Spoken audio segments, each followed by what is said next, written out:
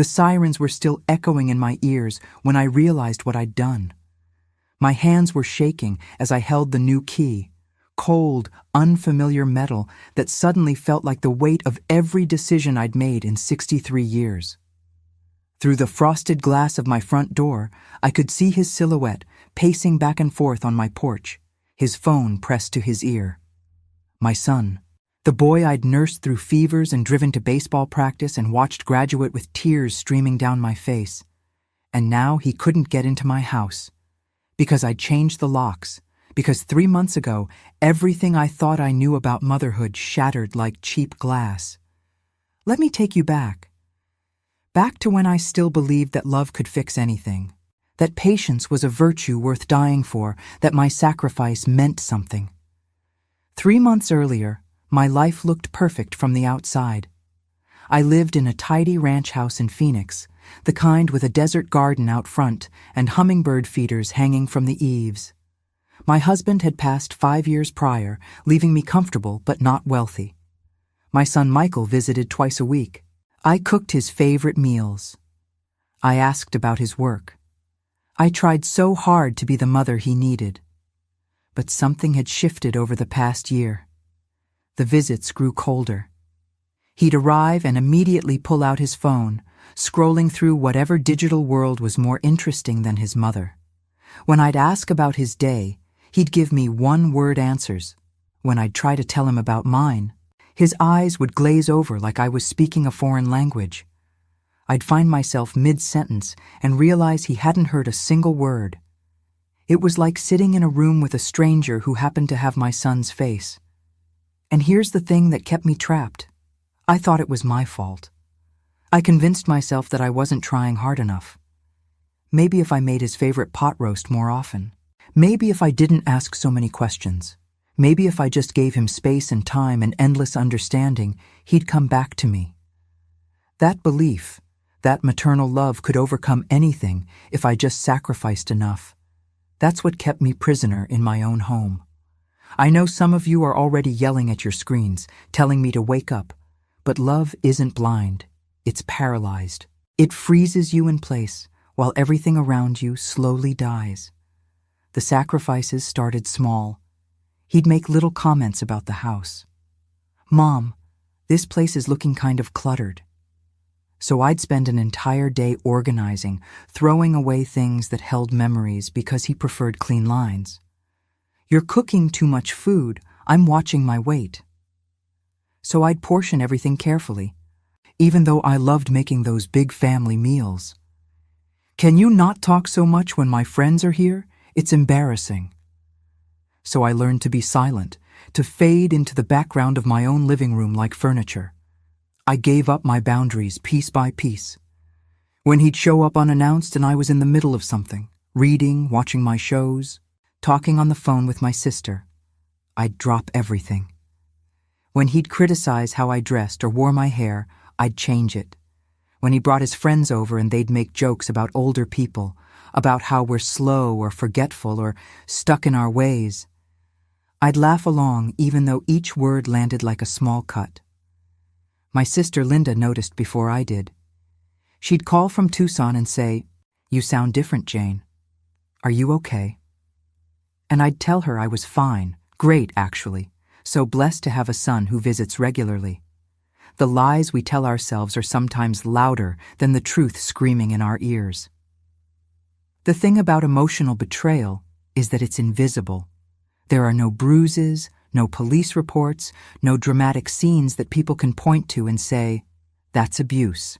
It's death by 1,000 paper cuts, each one too small to seem worth mentioning until you look down and realize you're bleeding everywhere. By the 6-month mark, I'd become a ghost in my own life. I started timing everything around his schedule. When to grocery shop, when to have the house perfectly clean, when to be available but not intrusive. I stopped making plans with my own friends because what if he needed something? I stopped watching the shows I loved because he'd roll his eyes at them. I stopped being myself because myself wasn't good enough. And still, I thought more sacrifice would fix it. Just a little more patience. Just a little more understanding. Just a little more love. That belief was the prison I couldn't see, with bars made of my own good intentions. Then came the afternoon that started to crack everything open. Michael was over, sprawled on my couch with his shoes still on, something that used to bother me, but I'd learned to ignore. I was in the kitchen making him a sandwich, the way he liked it, crusts cut off even though he was 37 years old. My phone rang. It was my friend Dorothy, calling about our book club meeting. I answered, keeping my voice low so I wouldn't disturb him. But I must have laughed at something Dorothy said. I can't even remember what, and suddenly Michael was in the kitchen doorway. "Can you keep it down? I'm trying to think." I apologized, ended the call quickly, brought him the sandwich. He took one bite and said, "This bread tastes stale." It wasn't. I'd bought it that morning. But I apologized again, offered to make another one. He waved me off and left 20 minutes later without saying goodbye. I stood in my kitchen surrounded by the smell of fresh bread and old disappointment.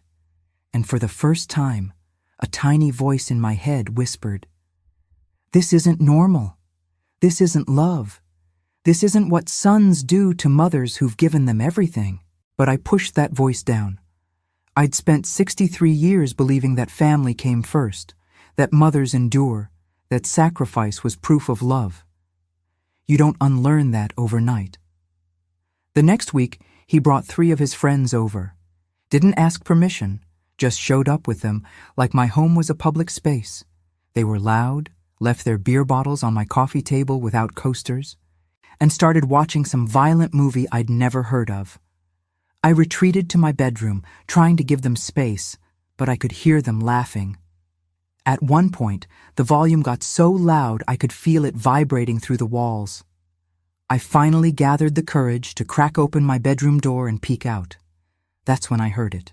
Michael was telling his friends about how I'd asked him to take his shoes off last week, something I'd barely worked up the nerve to mention, and they were all laughing. "She's like a drill sergeant," one of them said. "Yeah," Michael agreed, "but what are you going to do? She's old and set in her ways. I just tune her out." Old and set in her ways, like I was some relic, some inconvenient obstacle in his life. I closed the door so quietly they never knew I'd heard. I sat on the edge of my bed in the dark, my hands folded in my lap, and felt something inside me start to crack. That night, after they left and I was cleaning up their mess, because of course I cleaned up their mess, I started really looking at my life. I mean, truly seeing it for the first time in months, maybe years. The house was spotless, but felt empty. The refrigerator was full of food I barely ate, all prepared for his visits. The TV had parental controls because he'd said my shows were depressing. My calendar was blank except for the days he came over. I'd sacrificed so much more than boundaries. I'd sacrificed myself. And for what? For a son who saw me as a nuisance, a maid, a forgettable part of his routine? For someone who laughed about me to his friends? That crack inside me widened, but it didn't break. Not yet. I still had one more illusion to shatter. The breaking point came on a Tuesday. I remember because Tuesdays were my favorite day, the one day Michael usually didn't visit, so I could watch my shows guilt-free. I had the TV on, settled into my recliner with a cup of tea, watching a mystery show I'd been following for 3 seasons. The detective was just about to reveal who the killer was, and I was completely absorbed. That's when Michael walked in. Didn't knock, just used the spare key I'd given him for emergencies. He stood in front of me, blocking the TV. "Mom, this house needs to be cleaned," he said, looking around at my perfectly tidy living room. Then, without asking, without even acknowledging that I was in the middle of something, he picked up the remote and turned off my television. The screen went black. The detective's voice cut off mid-sentence, and in that sudden silence, I heard it clearly, the sound of my own life being turned off. Not paused, not adjusted, turned off. because my time, my interests, my existence didn't matter enough to even warrant a question. "I'll be in the kitchen," he said, walking away. "Can you make me something to eat?" I sat there staring at the black screen. My reflection looked back at me from the glass, a woman I barely recognized. When had I become so small? When had I agreed to disappear? Something you should know. 75% of divorces considered difficult actually involve coercive control. I'd read that in an article my sister had sent me, trying to help me understand what was happening with a friend's marriage. Coercive control. The slow erosion of someone's autonomy, their right to make decisions, their sense of self. I'd thought it only applied to romantic relationships. I'd never considered that my own son might be doing it to me. But in that moment, with my reflection staring back from the dead TV screen, I understood. Every boundary I'd lost, every sacrifice I'd made, every time I'd silenced myself or disappeared into the background, it had all been leading here, to this moment, to my own son commanding me to clean an already clean house and make him food like I was hired help, not the woman who'd given him life. I didn't move. For the first time in months, maybe years, I sat completely still and let myself feel the full weight of my anger. Not the small, quickly swallowed irritations I'd learned to ignore. The real thing, the deep, burning fury of someone who'd been systematically erased from their own life. From the kitchen, I heard Michael opening cabinets, the refrigerator, like he owned the place. Like I was some servant who'd forgotten to prepare his meal on time. And something inside me that had been cracking for weeks finally shattered completely. I stood up, walked into the kitchen. He was making himself a sandwich, using my good plates, leaving crumbs all over the counter I'd cleaned that morning. "Mom, we're out of mayo," he said without looking at me. "Michael," I said quietly, "I need you to leave." He laughed, actually laughed. "What?" "I need you to leave my house now." He turned to face me then, and I saw something in his expression I'd never noticed before. Surprise, yes. But underneath that, there was dismissal. Like even my anger was just another inconvenience, another sign that I was old and difficult and not worth taking seriously. "Mom, what are you talking about? I just got here." "And now you're leaving." We stood there in my kitchen, my son and I, locked in a battle. I didn't fully understand yet. He thought I'd back down. I could see it in his eyes. The assumption that I'd apologize, that I'd cave, that I'd return to being the compliant mother who existed only to serve his needs. But I didn't move. I didn't apologize. I just stood there, 63 years old, and finally done with sacrificing myself. After a long moment, he shook his head. "You're being ridiculous," he said, but he left. Walked out my front door like I was the unreasonable one, like I was the problem. And maybe I was. Maybe the problem was that I'd let things get this far. Maybe the problem was that I'd taught him he could treat me this way by accepting it for so long. That night, I couldn't sleep. I kept replaying everything, not just that day, but months and years of small moments that suddenly made sense in a new, horrible light. The time he'd yelled at me for calling during his work hours, even though he'd never told me when those were. The time he'd criticized my outfit at a family gathering, saying I looked like I was trying too hard. The time he'd told me my opinions on politics were embarrassing, and I should keep them to myself. Each memory was a piece of a puzzle I hadn't realized I was building. And the picture it formed wasn't of a busy son with an overbearing mother. It was of a man who'd learned he could control me through shame and dismissal, and a mother who'd confused compliance with love. Around 3 a.m, I got up and made myself tea. Sat at my kitchen table in the dark, watching the lights of Phoenix spread out below my house like a blanket of small fires.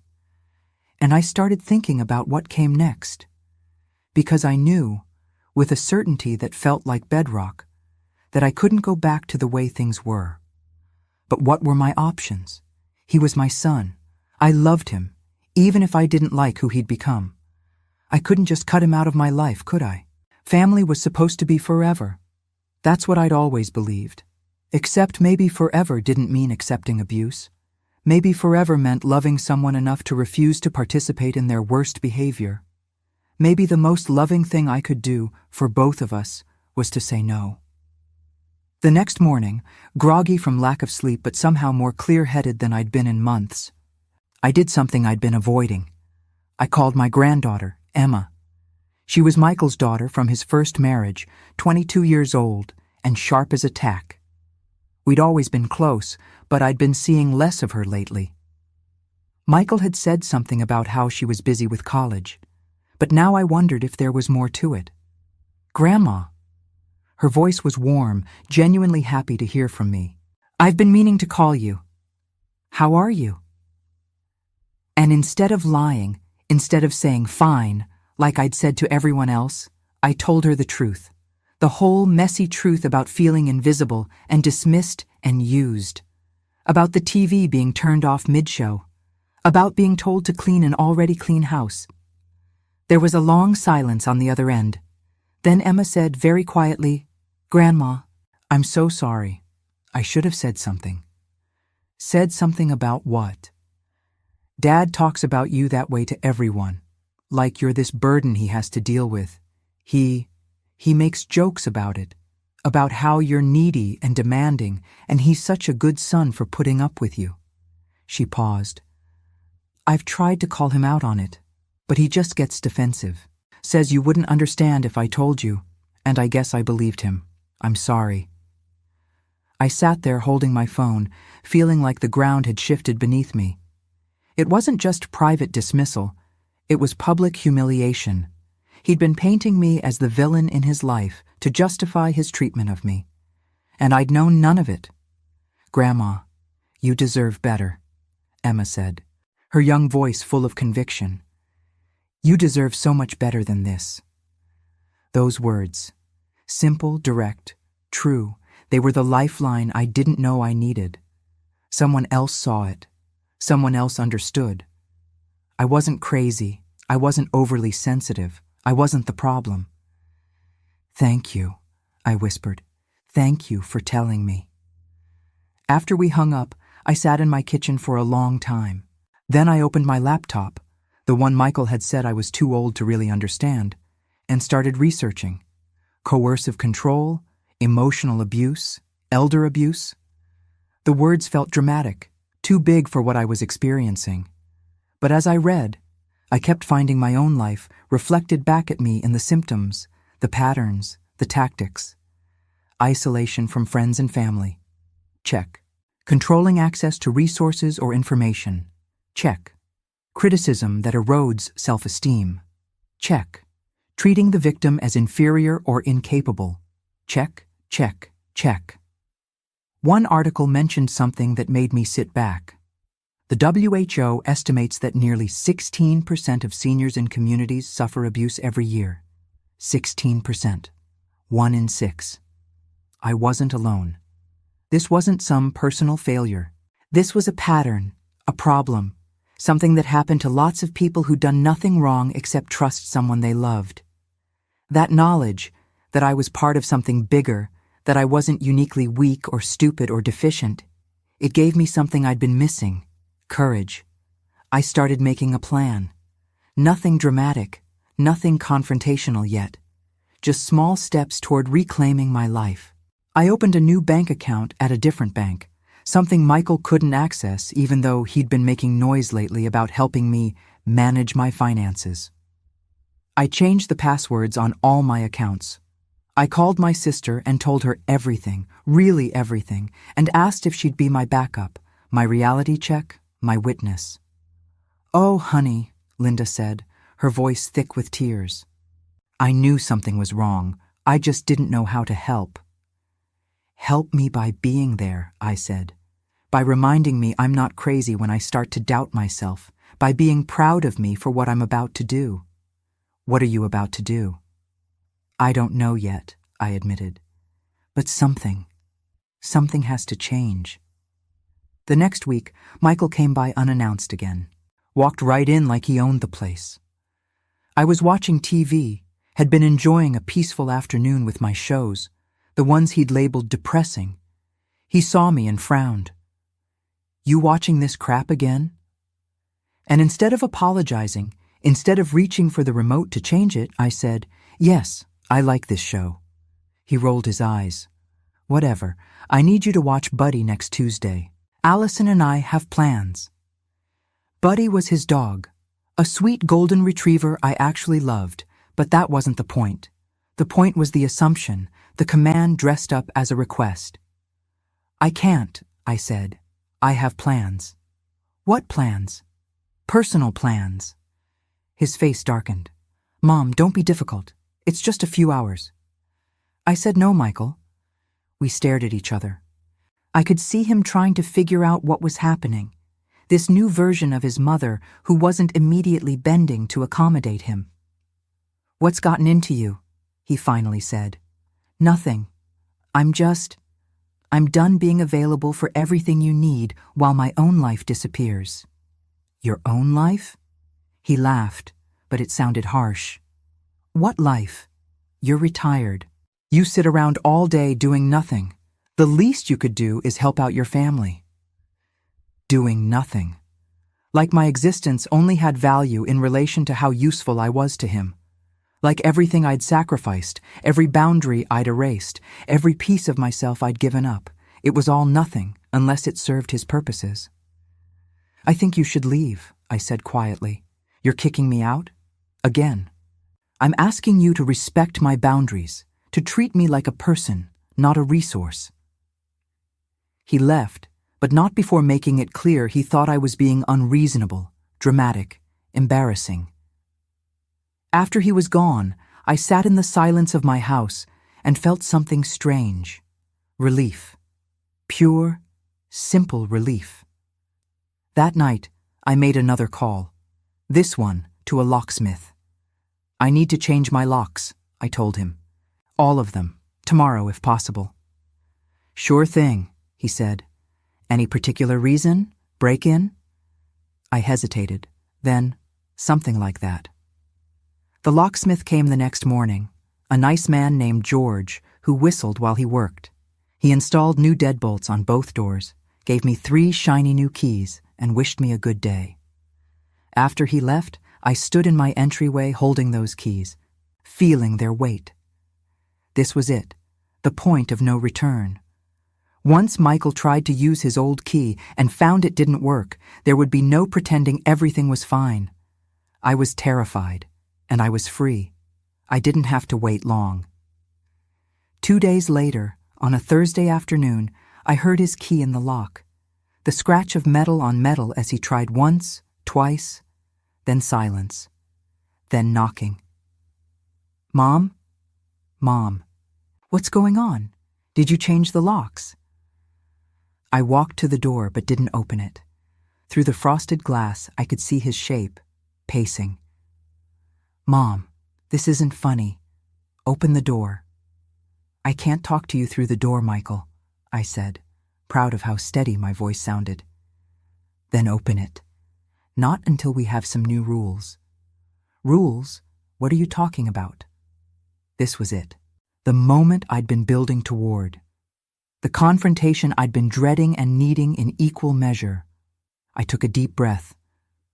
"You've been treating me like I'm not a person, like I only exist to serve you, and I can't do it anymore."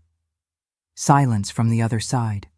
Then, "That's not true. I visit you all the time. I help you out."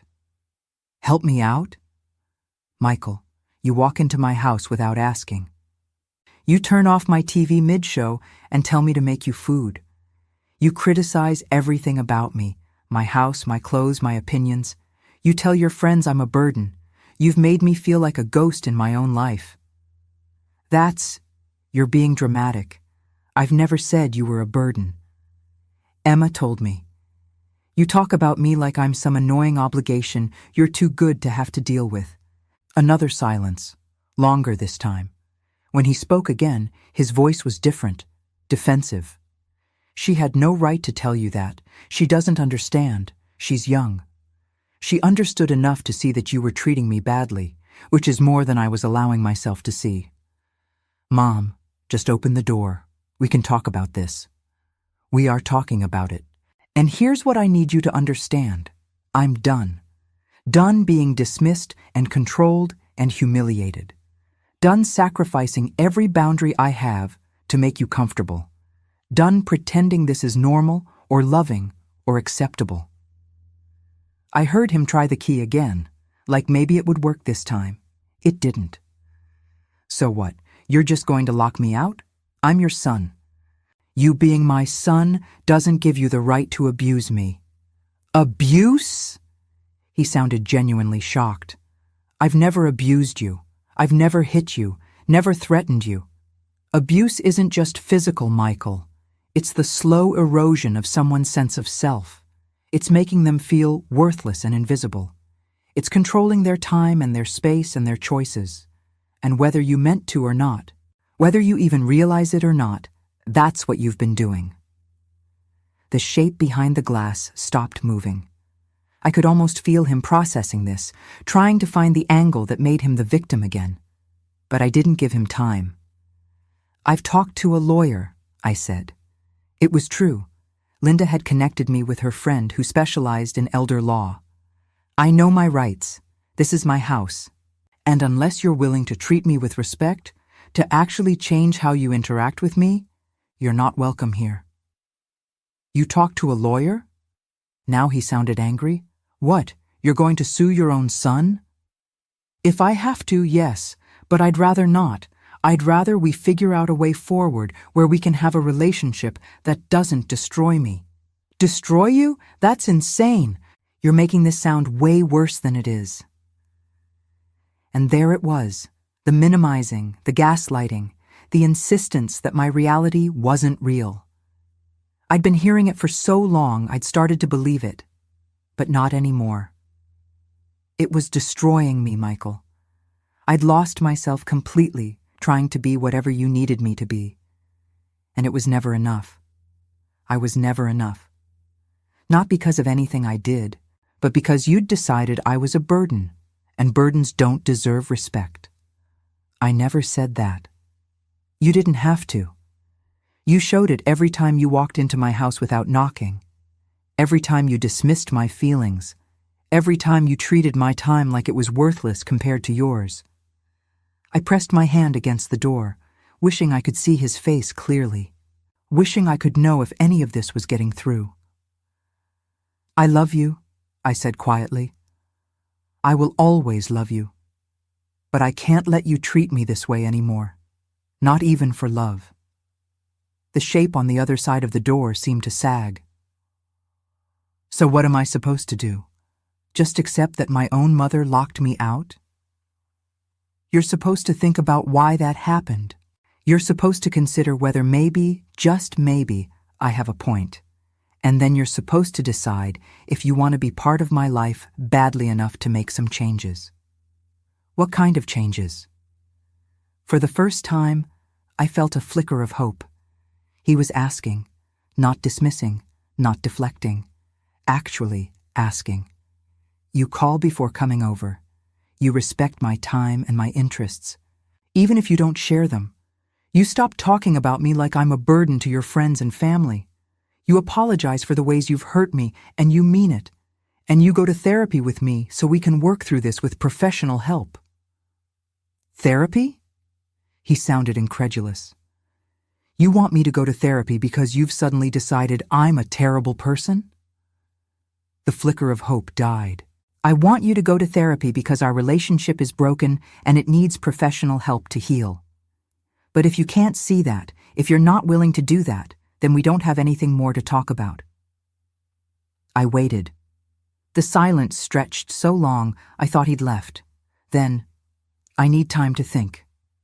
Take all the time you need. My number hasn't changed. When you're ready to have a real conversation about this, call me. But until then, the locks stay changed. I listened to his footsteps retreat down my porch steps, heard his car start and drive away. And then I slid down the door until I was sitting on my entryway floor, knees pulled to my chest, shaking like a leaf in a storm. I'd done it. I'd actually done it. I'd stood up to my own son, set boundaries, refused to back down. And I had no idea if he'd ever speak to me again. No idea if I'd just lost the most important relationship in my life. No idea if I'd made a terrible mistake. But underneath all that fear and uncertainty, there was something else. Something I hadn't felt in so long I'd almost forgotten what it was. Pride. I was proud of myself. For the first time in years, I was proud. The days after felt strange, like living in someone else's life. I kept waiting for Michael to call, to show up, to somehow force his way back into my space. But he didn't. Radio silence. I told myself it was fine, that I'd expected this, that I was better off.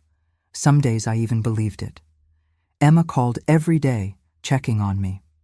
"How are you holding up, Grandma?" "I don't know," I admitted. "Some moments I feel strong. Others, I feel like I've made the worst mistake of my life." "You haven't. You did the right thing, even if it hurts." Linda drove up from Tucson to spend a weekend with me. We didn't talk about Michael much.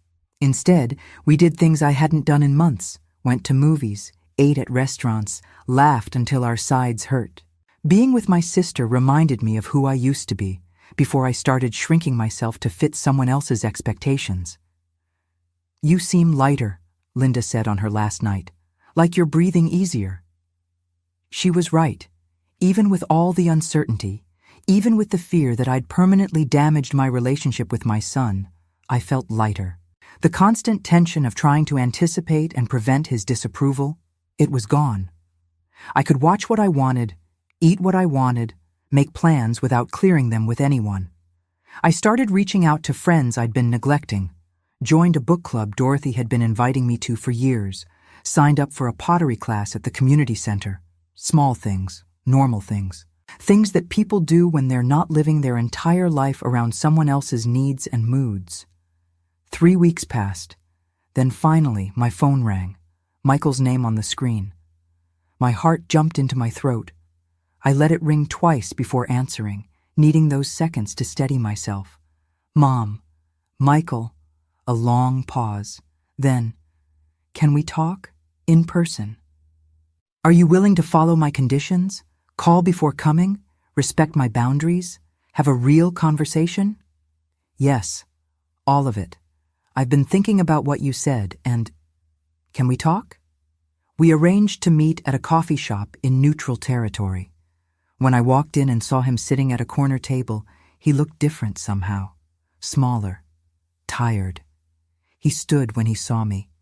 An awkward half gesture toward a hug that I didn't return. We both sat. "I've been talking to Allison about all this," he started. Allison was his girlfriend of 2 years. She said she's noticed some of the things you mentioned. The way I talk about you. The assumptions I make. She said it wasn't okay. I waited, not helping him, not making it easier. This was his conversation to have. "And I talked to Emma too. She was pretty angry with me. Said I've been treating you like you're not a real person with your own life. Just some resource that's supposed to be available whenever I need something." He looked down at his coffee. "I didn't see it that way, but I think maybe that's because I didn't want to see it." "Why didn't you want to see it?" He was quiet for a long time. When he finally spoke, his voice was rough. "After Dad died, I think I got used to you being there for me, for everything. And somewhere along the way, I stopped seeing you as Mom and started seeing you as this person whose job was to support me. And when you didn't do that in the exact way I wanted, I got frustrated, like you were failing at your job or something." It was the most honest thing he'd said to me in years. "That's not my job, Michael. I'm not here to serve you. I'm your mother, not your employee."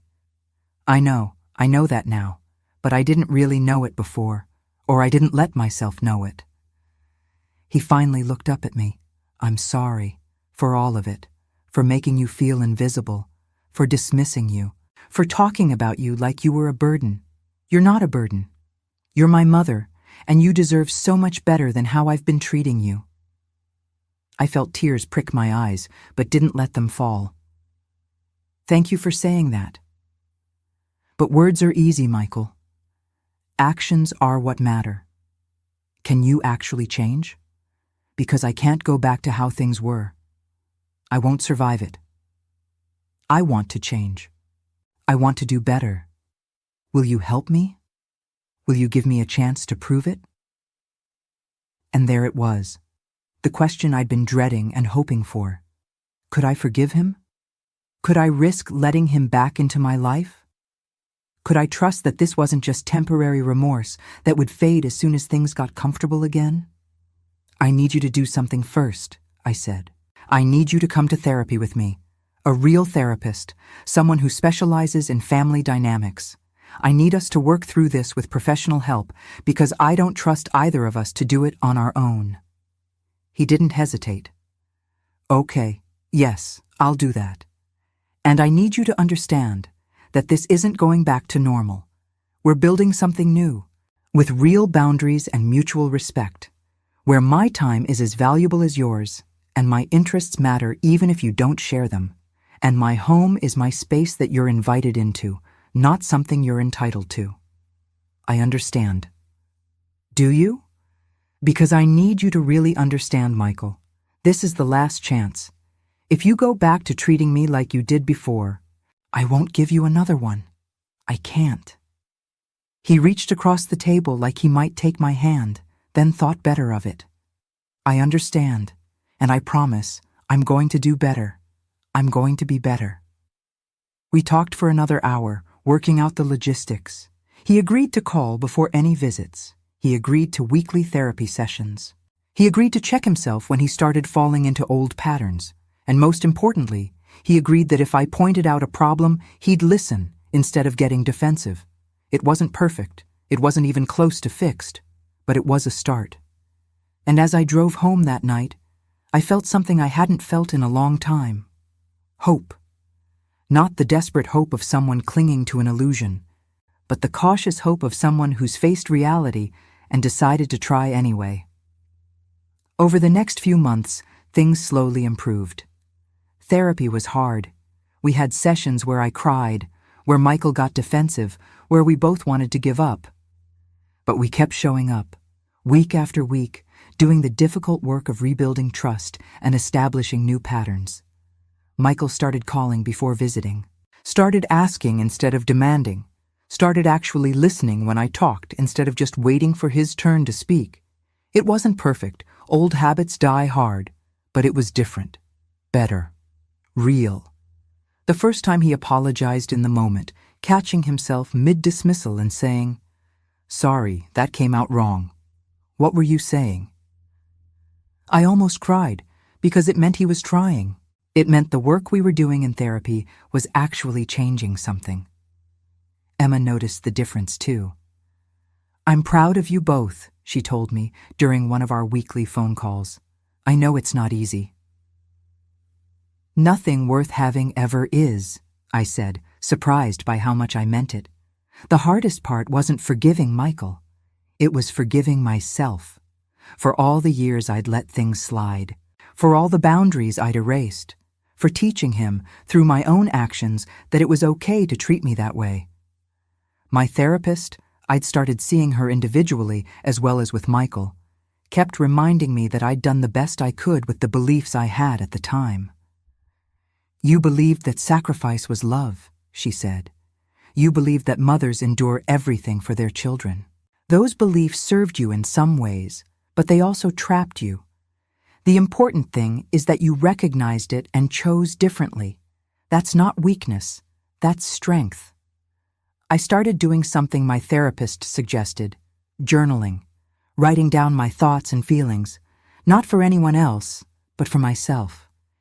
It was strange at first, almost painful, to see my own words on paper without censoring them. But over time, it became a refuge.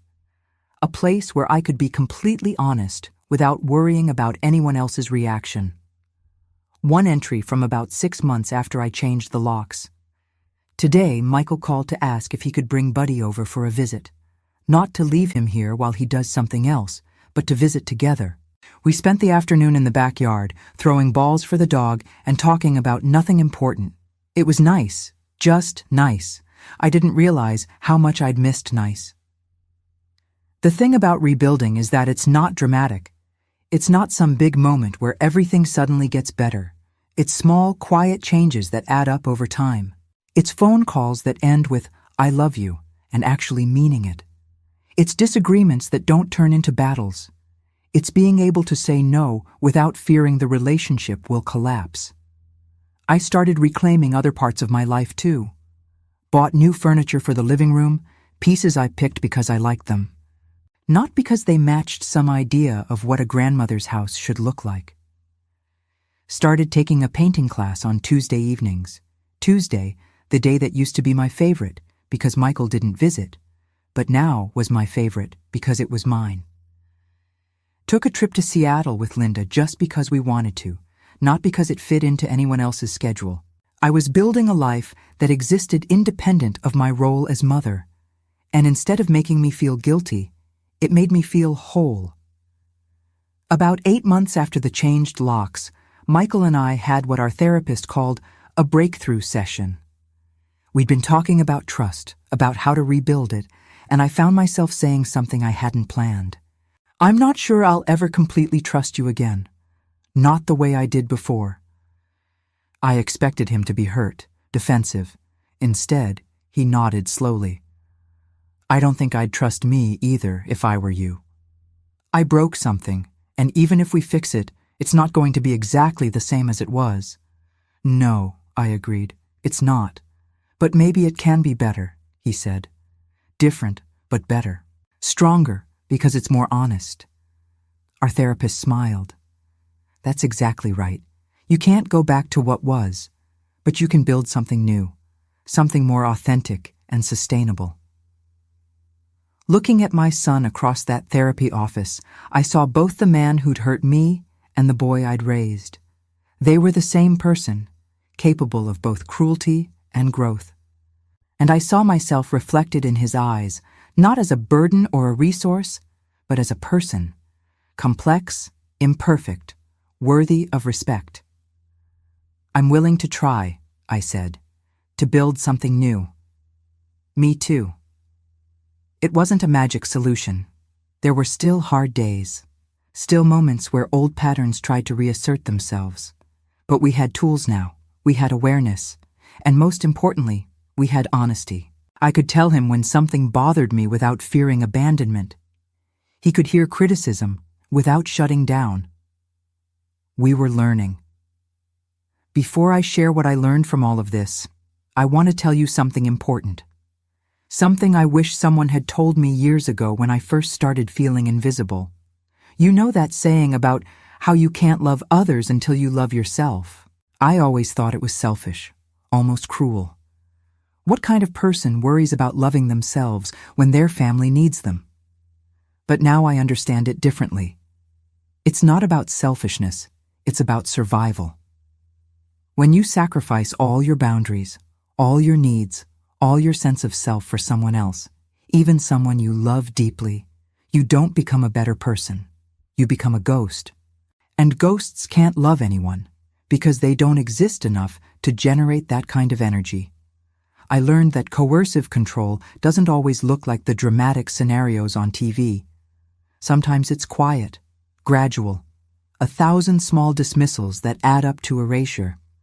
It's being told your interests are boring, your feelings are dramatic, your time is less valuable than someone else's.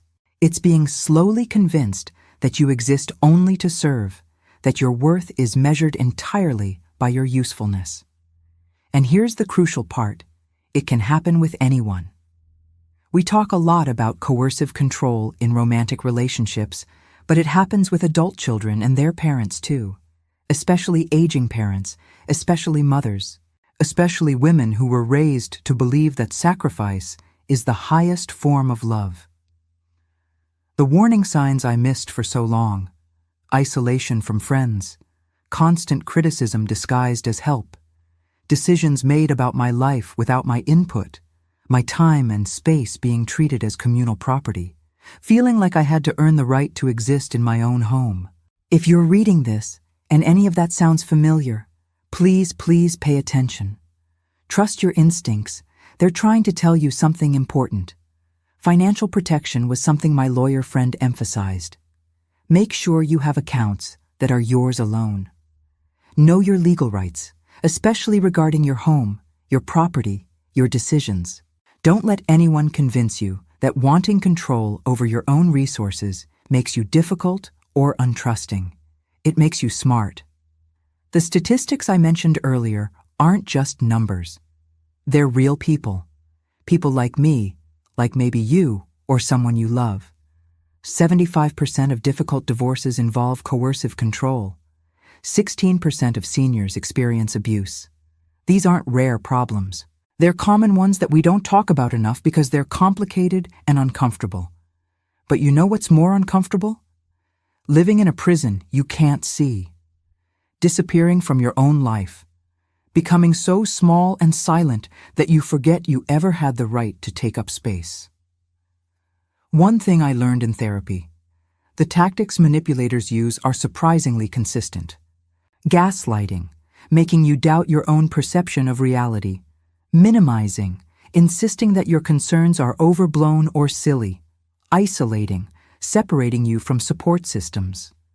Blame shifting, making you responsible for their bad behavior.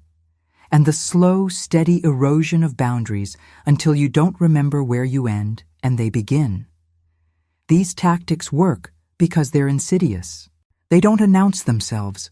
They creep in disguised as love, as help, as family obligation.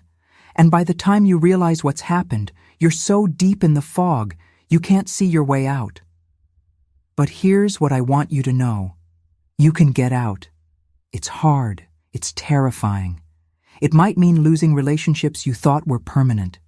But staying costs more. Staying costs yourself, your sanity, your soul. Recovery is possible, but it's not instant. It took me months to stop second-guessing every decision, to stop feeling guilty for having boundaries, to stop waiting for the other shoe to drop.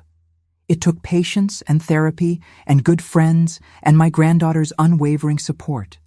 It took changing locks and changing beliefs and changing the entire way I understood love. I learned that real love, the kind worth keeping, respects boundaries. It values both people equally. It allows for disagreement and growth and space. Real love doesn't demand that you disappear. It celebrates that you exist. The cost of silence is something I think about often. For years, I didn't tell anyone what was happening because I was ashamed, because I thought it reflected badly on me as a mother, because I didn't want to burden others with my problems, and that silence almost destroyed me. When I finally started talking, to my sister, to Emma, to my therapist, to the lawyer, everything changed. Not because they fixed it for me, but because they witnessed it. They validated my experience. They reminded me that I wasn't crazy, wasn't weak, wasn't failing. I was being hurt, and hurt people deserve support. If you're in a similar situation, please talk to someone. A friend, a therapist, a support hotline. Break the silence before the silence breaks you. You'd be surprised how many people have their own stories of boundary violation and manipulation. You're not alone, even when it feels like you are. And if you know someone who might be experiencing this, please pay attention. Notice when they become more isolated, more anxious, more apologetic about everything. Notice when they stop talking about themselves and only talk about others. Notice when they seem to shrink, and then, gently, let them know you see them, that they matter, that they deserve better. One more thing. Forgiveness is complicated. I forgave Michael, but it wasn't the instant, complete forgiveness that books and movies talk about. It was a process. Some days I felt generous and hopeful. Other days I felt angry and betrayed all over again. Both were valid. You don't have to forgive someone to be free of them. You don't have to forgive someone to heal. Forgiveness is a choice, not an obligation. And if you choose it, it should be for yourself, not for the person who hurt you. Recovery for me meant rediscovering who I was before I started sacrificing myself. It meant remembering that I had interests, opinions, dreams that mattered. It meant relearning how to take up space without apologizing for it. It meant understanding that my worth wasn't determined by my usefulness to others. The life I'm building now, it's different from what I had before. Quieter in some ways, richer in others. I have fewer relationships, but they're deeper, more honest. I do fewer things, but I enjoy them more. I'm not trying to be everything to everyone anymore. I'm just trying to be myself, and myself is enough. So here I am now, sitting in my living room in Phoenix, watching my favorite show without interruption, planning a trip to visit Emma at college, thinking about taking up watercolors. My house is mine again, not just legally, but emotionally. When I wake up in the morning, I don't immediately start calculating someone else's needs and moods. I think about what I want for my day. Michael and I are rebuilding, slowly. He came over last week with Buddy, and we had a genuinely nice afternoon. When he left, he hugged me, really hugged me, not that stiff, obligatory thing from before, and said, "Thanks for not giving up on me, Mom." I told him the truth. I didn't give up on you. I just stopped giving up on myself. Our relationship will never be what it was before all this happened. But I don't want what it was. That version required me to disappear, and I'm done disappearing. This new version is harder, messier, more honest. But it's real. And real is better than comfortable, but toxic. I know some of you listening might think I'm being too hard on my son, that families should forgive and move on, that I should just be grateful he's trying now. And if that's what you think, that's okay. We all have to make our own choices about what we're willing to accept. But I also know some of you are listening and recognizing your own lives in my story. Maybe it's your daughter who treats you like hired help. Maybe it's your son who's convinced you you're a burden. Maybe it's a spouse, a sibling, a friend. Maybe you've been slowly disappearing and didn't realize it had a name. If that's you, I want you to hear this. You deserve better. Your time has value. Your interests matter. Your feelings are valid. Your boundaries are not negotiable. You are not a burden, not a problem, not an inconvenience. You are a person, complete and valuable exactly as you are. And if changing the locks, literal or metaphorical, is what it takes to remember that, then change the locks. Yes, it's scary. Yes, you might lose relationships. Yes, people might think you're being dramatic or difficult, but you'll gain something more important: yourself.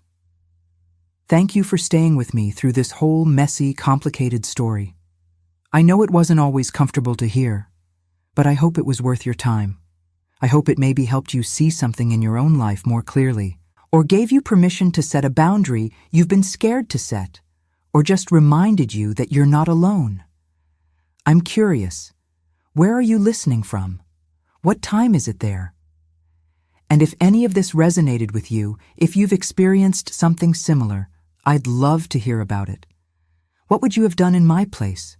Would you have changed the locks? Would you have tried to work it out? Would you have walked away completely?